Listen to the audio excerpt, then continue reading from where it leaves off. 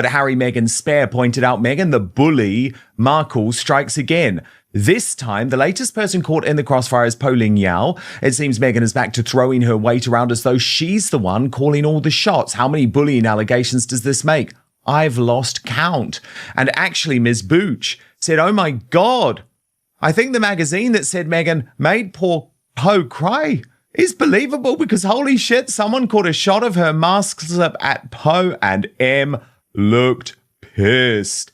And here is the reporting from New Idea. And I have to say, New Idea gets a bad rap. It's a magazine I've known a long time. Big deal down under. And it gets a bad rap, but actually its reporting in this case was very fair. They were not being particularly sensationalist, but they do reveal that things were so bad that the producers had to step in several times, with behind-the-scenes sources revealing that while things looked picture perfect on screen, tensions were simmering beneath the surface. A bit like her spread, I guess.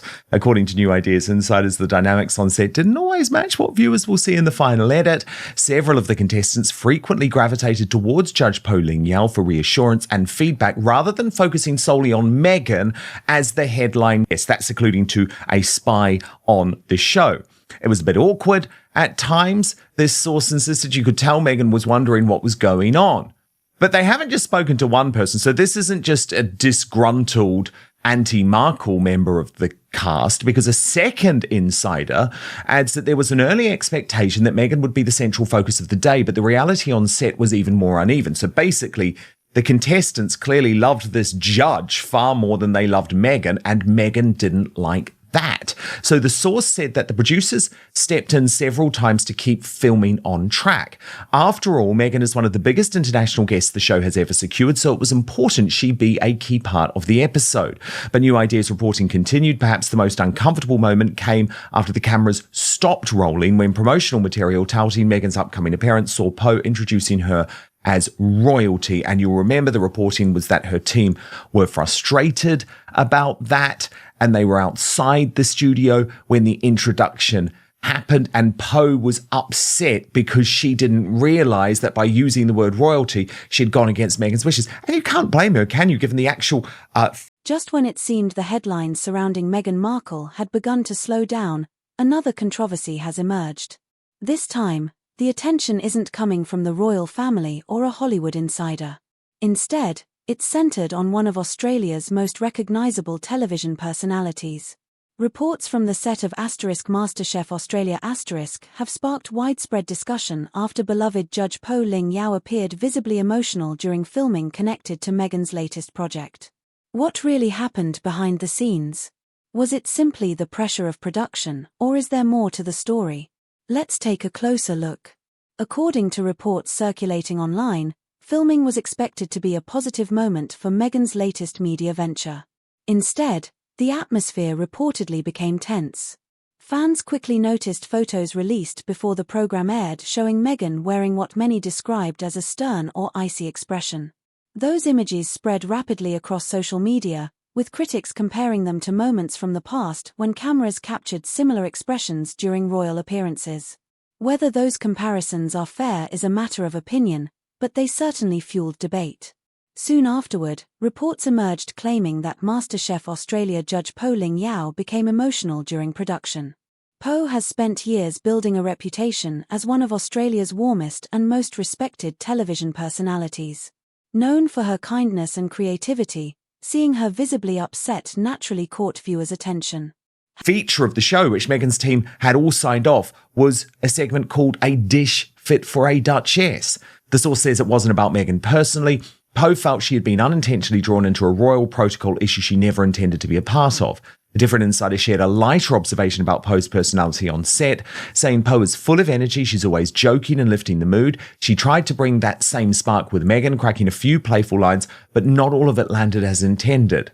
It's difficult, isn't it, if you're a kind woman and you're dealing with a woman-hating bitch? Some of those moments didn't quite translate on camera, so they ended up on the cutting room floor. It's just her way of keeping things light, even when the pressure is on. Despite the awkward moments and behind-the-scenes pressure, sources insist there was no major conflict, describing the day as a typical high-stakes television production. It wasn't major drama, just a few awkward moments during filming that were adjusted in the final edit. That's what you call a PR desperately trying to not lie to one of their journalistic contacts while also acknowledging that something very bad had gone on. Their final line added that Meghan was a great guest, and we feel very lucky that she agreed to appear on the show. But of course, Meghan couldn't just leave it at that. She couldn't just accept, okay, there was some bad behavior, Poh ended up upset. No.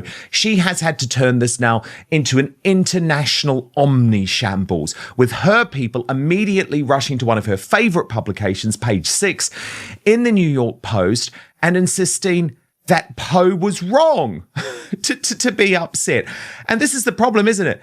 Are you a woman that believes in the validity of other women's feelings, or are you someone that actually thinks you're always right? Because this source close to Meghan Markle told Page 6 that the Duchess and Poh actually had a great time together on set. The source added there was no frustration on Meghan's side about anything that was said on set. Oh, really? Really? Are you sure? Because Poh doesn't seem to think so. And as the Royal News Network pointed out, yikes, this already sounds like a train wreck for Meghan. And she also, Brittany of the Royal News Network, also pointed out that this choice of thumbnail by Channel 10 News, remember Channel 10 is the broadcaster airing the show on Sunday night in Australia, seems rather fitting. Meghan's expression is so incredibly forced and teetering on manic. And the problem is this isn't just a one-off. As Milano pointed out, once a bully, always a bully. Isn't that right? And Milano has produced a quite astonishing video which reveals that over a long period of time, across multiple continents, multiple countries, there have been a long list of Meghan's victims. And you remember, I'm very personally close to this because I was the first person to ever reveal the fallout between Meghan Markle and Catherine, the Princess of Wales. This was way back in 2018 when no one knew any of this publicly. Only people within the royal family knew the way that Meghan was going on about people within the British royal family. And Catherine had turned on Meghan Markle specifically because of the way that she was bullying staff within the grounds of Kensington Palace. Of course, at the time, you saw Meghan try and say that this was all part of a witch hunt and was courtiers working against her with people like me. But indeed, as soon as she moved to Hollywood, we saw the same thing with astonishing reports coming from Vanity Fair and Hollywood Reporter, and then the damning accusations from Dr. Sophie Chandoka of the Centre Bali organisation, which are now due to be heard in court. That's before you get to Valentine Lowe in his book Courtiers. Remember, he is the reporter that actually revealed the HR documentation between senior palace officials, revealing that there had been a number of HR complaints as a result of Meghan Markle's bullying of people, including PAs, that they were wanting to investigate. So the question posed by Milano is whether this behaviour has been enabled by Prince Harry over a long period of time. Well, I would argue, yes, of course it has. Others close to Harry would say, well, maybe he's a victim of the bullying too. But what is quite astonishing, as Milano points out here, is that someone who constantly talks about online bullying is actually one of the biggest bullies in the world and has a whole network of bullies operating on her behalf as part of the Sussex squad. So there I present the evidence. Now let me bring in royal author, Lady Colin Campbell.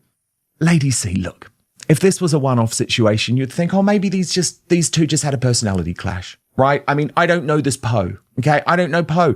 Maybe she's a bit of a cow too, but that isn't my understanding, Lady C. She seems to be an incredibly popular figure in Australia. And given Meghan's track record, I am inclined to believe that these sources to New Idea are correct. She was simply trying to make Meghan feel comfortable, trying to be warm, and you saw that look.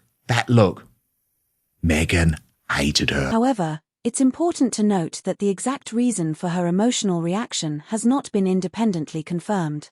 Despite the uncertainty surrounding the details, social media exploded. Some critics immediately blamed Meghan, suggesting she brings controversy wherever she goes. Others urged caution, pointing out that television productions can be stressful for everyone involved and that emotional moments happen for many different reasons. Still, the timing couldn't have been worse. Every new headline seems to reinforce an image problem that Meghan has struggled to shake in recent years. Whether launching lifestyle projects, giving interviews, or appearing at public events, every move now faces intense scrutiny. Supporters argue she's unfairly targeted. Critics argue the recurring controversies are becoming impossible to ignore. What makes this situation different is the people involved. Poh Ling Yeow was somebody with a naturally more effervescent and ebullient personality than Meghan's, and that Meghan can't stand anybody who outstrips her in any way, shape, or form. And that she immediately had her competitive vibes and antennae up. And she was about to annihilate Poh and did everything she could to sort of discomfit her. So that, I mean, Dan, you are a part of the entertainment world. You know that there are many very effervescent people. And even if somebody is not naturally effervescent, they go along with the flow and it makes for a far more interesting and vital show. Well, Meghan made sure that that absolutely wasn't going to happen because she wasn't going to have Poh outstrip her. So all of Poh's jokes evidently landed like thuds. And it's very easy to curdle milk. And Meghan curdles milk at the drop of a hat. And I think that's what was really happening. And as for the excuse that she was introduced as royalty, I mean, you and I both know that if Meghan had truly objected to that introduction, she could have very simply got them to redo the introduction. So, I mean, it's all smoke and mirrors and, as usual, a whole load of rubbish about nothing. Yeah. I don't know what you think, but I think that's it in a nutshell. Well, look, my belief, Lady C, is that this show actually contravenes the Sandringham Summit Agreement. And it was nothing to do with poor Poh saying royalty. It was to do with the fact that the entire challenge was called a dish fit for a duchess. So there she is using her royal title.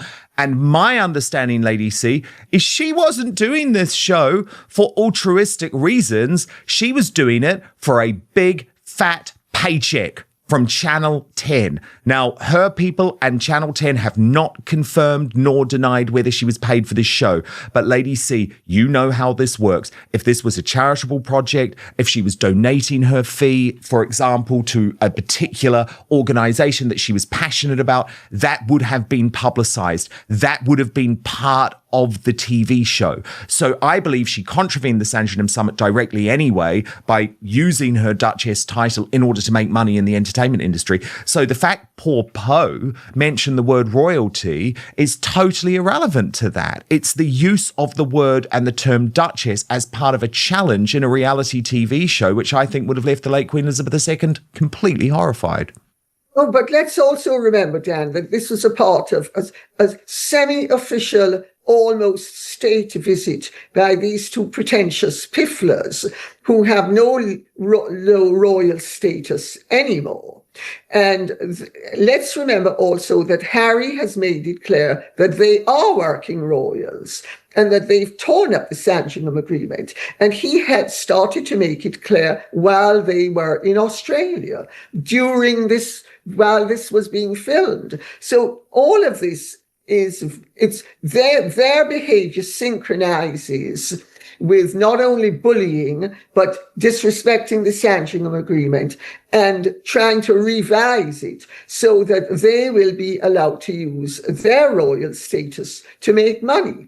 And Meghan and Harry are both great denialists. So at the very moment that they have their hand deep in your pocket, they're saying, oh, we're not thieves. No, we're massaging your leg. Now let's get to the wallet. Indeed. Now, Lady C, I'm so sorry that I hadn't mentioned this earlier, but I just thought, oh my goodness, Lady C's in hospital. And I just had to get through that story. But please tell me, this is for the new operation on your hip. Is that right? Is nothing more I going? had it. It's done. Oh, it's done. You've had it. Done. I had a total hip replacement. And how did it go? Well, they're very pleased, Okay. but it's far more serious than just an ordinary hip replacement because of the damage that was done before. And so it's a lot more painful and it's a lot more arduous. But I tell you, compared to what happened the last time, it's an absolute doddle. And I'm very grateful for the fact that things are hopefully going to be much improved.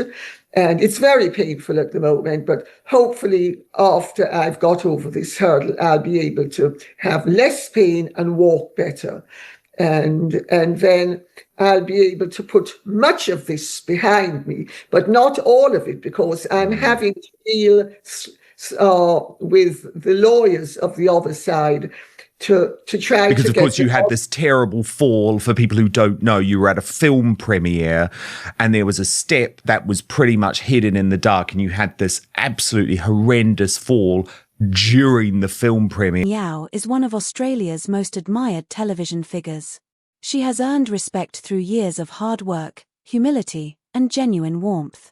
Whenever someone with that kind of reputation becomes part of a controversy, public interest naturally increases. For Meghan, whose public image has already divided audiences across the world, this latest story only adds to growing questions about her ability to avoid negative headlines. Whether deserved or not, perception often becomes reality in the world of celebrity. This isn't the first time Meghan has found herself at the center of intense media attention. From royal interviews to business launches and public appearances, every chapter seems to generate passionate debate. Some believe she's simply a magnet for criticism because of her global profile. Others believe many of these situations could have been avoided through better judgment and stronger public relations. Whatever side people take, one thing is certain. The conversation surrounding Meghan Markle rarely stays quiet for long. But what has happened is that the clients, not their lawyers and not their insurers, have been trying to harass me and have been stupid enough to try to use the newspapers to reach me and harass me. And what they didn't realize is that there's nothing that any newspaper, that anybody tries to plant a lie about me, which is what they've tried to do on 2 separate occasions, to sort of somehow make out things that are totally false. And they have tried to plant these lies. And what they don't understand is that because of Fleet Street's experience with me, they never, ever treat me as if I'm just another punter, and that any approach is done for the press itself, of the publication itself, to cover itself so that it won't fall foul of my 50 years of litigation against them. And so they haven't realized that. And they thought they were able to plant stories and tell lies about me and harass me in the process and get away with it. And of course, it's not happened because there's an absolute paper trail, because the newspapers don't contact me directly. They do it through my agents. And so there is a total paper trail of the harassment that they have been about, and I have demanded of them that they give me an undertaking to cease harassing me, because I'm not going to have, if they've done it twice, they could do it a third or a fourth time, and I'm not being subjected to such behavior by people who have actually tremendously damaged my life. And rather than trying to be decent about it or trying to somehow trash it further, I think I'm so outraged about the whole thing, I can't tell you. But that's aside from what... Well, shame on them. Shame on them. Do not mess with our Lady C. And Lady C, can I also just say, you have the type of work ethic that puts Prince Harry and Meghan Markle to shame, because I thought you were just going to wait. You were awaiting the surgery, but you've actually had the surgery. Incredible. Lady C, I have to ask you about this big story that's blown up after our episode of Outspoken yesterday. Oprah Winfrey so clearly trying to backtrack on this interview with Meghan Markle. Now, you posted on X, it's intriguing to see how the worm turns and wriggles when it's been caught out and is intent on pretending that it's noble instead of the debased creature it is. Several years later, too late, you ask with a question mark, Oprah Winfrey is trying to salvage the wreckage of her journalistic reputation, which she is responsible for, when she sat by and allowed Meghan Markle and Prince Harry to brazenly lie in that infamous interview when the con artist par excellence asserted that the palace wouldn't be granting Archie the title of prince because of concerns over the darkness of his skin colour. A total lie. They would have been thrilled if there'd been a little more counterbalance. Now Oprah Winfrey is trying to pretend that the soft ride she gave was journalistic integrity instead of the racist solidarity that it in fact was. And Lady C, you go on, and I would love you to explain this, that you had your own personal experience with Oprah Winfrey back in 1993. And as a result, you've never trusted this woman. Long before this interview, Lady C, you did not trust Oprah. Well, in 1993, I was approached again through my representatives, and then they put me on to, and in those days, Oprah worked out of Chicago, if I remember correctly. Yeah, that's right. She always filmed her show there, actually. Always. Oh, did she? Well, but I had already committed to doing something in Hollywood with another, at the same time, another show. And they wanted me, I don't remember why they wanted me now, it's so long ago, but they desperately wanted me. And they were prepared to pay very handsomely to have me. And I said, I'm sorry, I can't. I've committed to this other show. And I don't accept a better invitation sort of thing, you stick by what you've committed to. Absolutely.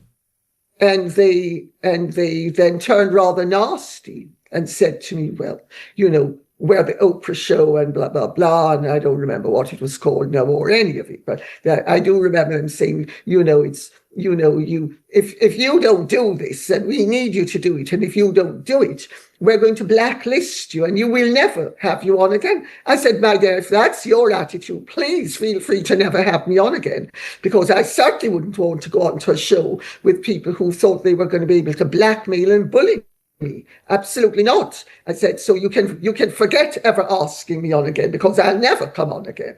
And I just thought it was the behavior was so arrogant and so impertinent, and they were just going to ride a roughshod over this other show as well. And I thought, and then I checked it out, because, of course, being Jamaican, I have friends who know Oprah in the Black community. And they said, oh, she's not made all that money by being a nice person, sort of thing. They said she's absolutely ruthless, and she will have been behind it. She wanted you at any price, and she expected to get you at any price, and she didn't get me. But I think what she's doing with the Harry and Meghan situation is too little, too late. Okay, Lady C, before you go on, just hold that thought, because in case people missed it yesterday, I just want to show you one part of her backtrack. Okay, so just hold that thought. Lady C, go on. Absolute bollocks. Bollocks. So she's saying that this was the equivalent of actually asking genuine journalistic follow-up questions. Go figure. Such as, let's remember, Meghan's precursor had been that the royal family would not give Archie the title of prince because they were concerned about that he would be too dark. On the contrary, my understanding is that as far as they were concerned, Archie couldn't have been dark enough. No matter how dark he was, it was going to be good from their point of view. I mean, the only thing Meghan had going for her was what in Jamaica they'd call that little touch of the tar brush.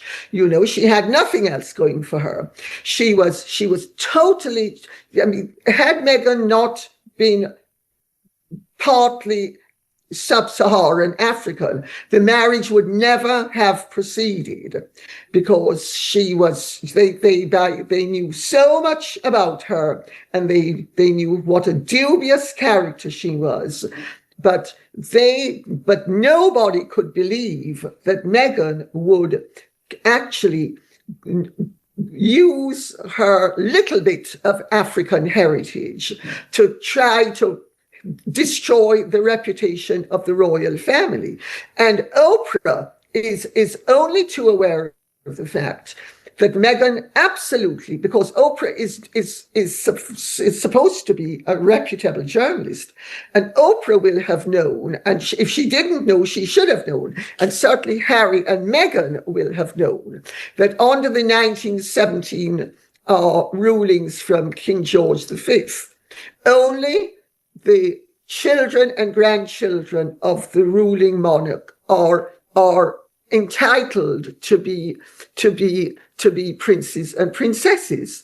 And even Prince George was not entitled to it. The Queen made Prince George and Princess Charlotte and Prince Louis as her great-grandchildren in direct line of succession. They were allowed to become princes. But that was an exception. Harry and Meghan's children were never going to be that directly in the line of succession. And there was no way ever that they would be entitled to be prince or princess until such time as Harry's father acceded to the throne. And if Oprah didn't know this, she should have known it. And Meghan and Harry certainly knew it. And the mere fact that sorry, I'm a bit uncomfortable. And the mere fact that let me just sit up a bit, sorry. Oh, bless you, Lady C. Do you need a moment?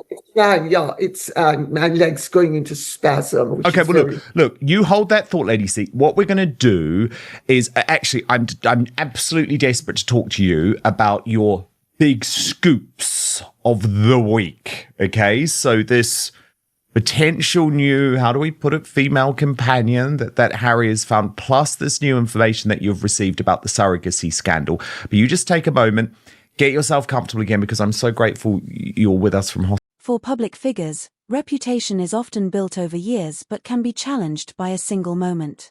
Every appearance, every photograph, and every interaction is analysed in ways few people ever experience. If the reports surrounding this filming are accurate, questions will likely continue about what really happened behind the scenes. If they're not, the incident serves as another reminder of how quickly speculation spreads online before all the facts are known. Either way, the story has already become another headline in Meghan Markle's long list of controversies. But now we want to hear from you. Do you think this latest controversy has been blown out of proportion? Or do you believe Meghan Markle's public image continues to suffer because these situations keep happening? Share your thoughts in the comments below. We'd love to hear your perspective. If you enjoyed this video, don't forget to ***, like ***, subscribe and ***, turn on notifications * so you never miss our latest royal news, celebrity updates, and exclusive stories. Thanks for watching, and we'll see you in the next video.